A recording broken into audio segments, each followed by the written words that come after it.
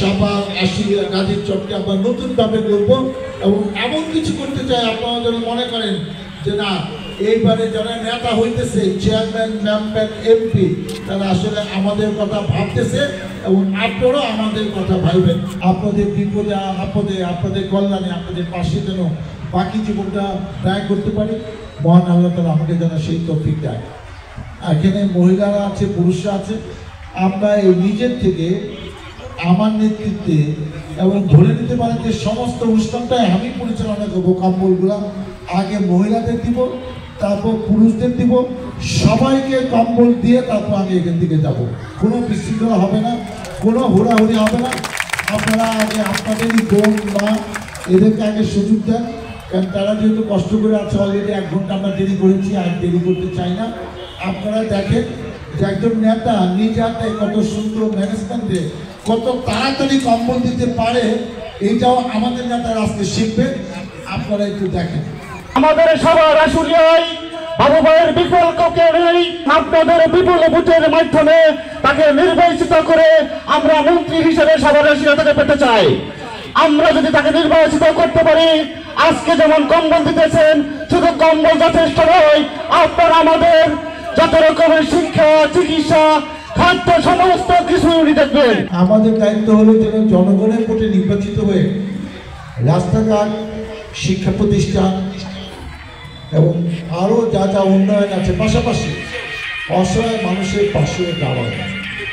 তাদের একটা অসুবিধা হলে আমি অনেক ভালো আছি, তাদের জন্য আমি ব্যক্তিগতভাবে দলীয়ভাবে কিছু করতে পারছি না, এরকম জনপ্রতিনিধির প্রয়োজন নাই। সব কিছুই করতে হবে।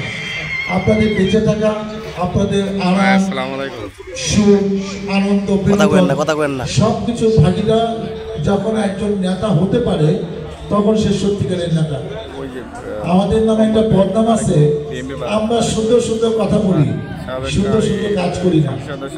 আজকে দেখেন 71 সালে যে যুদ্ধ হলো, পাকিস্তানরা আমাদের সাথে নানা রকম বৈষম্য আচরণ করত, সেজন্য 30 লক্ষ শহীদের বিনিময়ে 2 লক্ষ মা বোনের ইজ্জত চলে গেল, একটা স্বাধীন দেশ পেলাম। সেই স্বাধীনতা সত্যিকার অর্থে কতটুকু হয়েছে আমরা জানি না।